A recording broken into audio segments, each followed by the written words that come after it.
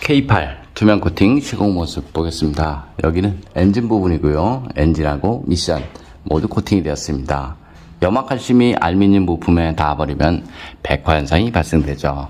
여기 앞쪽 멤버 있는 부분인데요. 이런 용접 부분, 이런 곳은 부식이 아주 잘 되죠. 그리고 여기 부품 속 안쪽 이런 곳에 반드시 방청 작업이 필요합니다. 눈길 주행을 하게 되면 물로 변한 염화칼슘은 문짝 속이나 바닥면 속 부품 속에 스며드니까요. 그런 곳은 반드시 녹방지가 필요하죠. 이런 곳은 염화칼슘이 흐르는 곳이죠.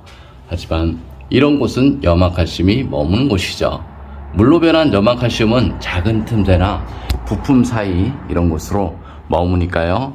자동차 부식 방지를 하고 싶으면 물이 머무는 그런 곳에 꼼꼼하게 코팅을 하신 것이 훨씬 좋습니다. 여기 바닥면 쪽 보겠습니다. 바닥면 쪽을 보면 이런 곳은 사실상 염화칼슘이 많이 묻지만 염화칼슘이 머무는 곳은 아니죠. 염화칼슘이 머무는 곳은 이렇게 접합 부분 이런 곳이 염화칼슘이 머물고요. 여기 바닥면 속 안쪽 이런 곳이 염화칼슘이 머뭅니다. 자동차 녹방지는 이렇게 바닥 겉면에 두껍게 코팅을 한다고 자동차 녹방지 되진 않습니다. 예전 녹방지는 언더커버가 없을 때는 여기 바디 겉면 이런 곳에 두껍게 코팅을 해서 돌팀 방지를 하였습니다. 그래서 자동차 부식 방지가 되었다 이렇게 보시면 되고요. 지금은 여기에 언더커버가 다 되어 있기 때문에 아무리 두껍게 코팅을 해도 자동차 녹방지하고는 별 상관이 없습니다.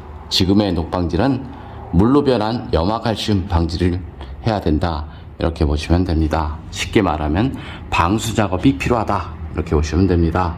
볼트, 너트 이런 사이 부분으로 염화칼슘이 스며들죠. 그래서 그런 곳에 코팅 하시는 것이 훨씬 좋습니다. 여기 뒷바퀴 휠아웃 수 있는 부분이고요. 이런 곳은 염화칼슘이 많이 묻죠. 하지만 흐르는 곳 이런 곳은 염화칼슘이 머무는 곳이죠. 그래서 이런 곳에 코팅을 하고 싶으면 코팅된 점도가 물과 같아야 하며 뿌리는 작업이 아닌 흠뻑 적시는 방법으로 시공을 하시는 것이 훨씬 좋습니다. 뿌리면 보이는 곳에는 시공이 가능합니다. 하지만 적셔버리면 보이지 않는 구석진 곳까지 시공이 가능하죠.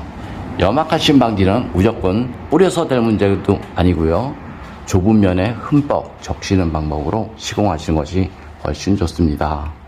빗길 주행을 하게 되면 이곳 전부가 빗물로 흠뻑 쳤습니다. 볼트, 너트, 전기장치 마찬가지죠.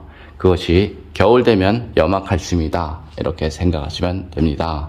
그래서 예전 자동차 녹방지하고는 전혀 다릅니다. 지금의 녹방지는 돌팀 방지가 아니라 물팀 방지가 필요하다 이렇게 보시면 되고요. 코팅나라 장점을 보면요. 코팅나라는 녹이 잘 나는 지역에서 수십 년간 자동차 수리를 하였습니다.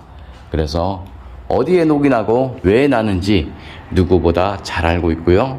코팅제가 투명하기 때문에 속면에 녹이 나면 육안으로 보입니다. 그래서 자동차 하부 관리가 쉽다 이렇게 생각하시면 됩니다. 볼트, 너트 코팅을 해도 차량 수리 시 지장이 없고요. 커넥터나 센서 이런 부분에 코팅을 해도 무상 수리 시 지장 없으니까요. 걱정 안 하셔도 됩니다.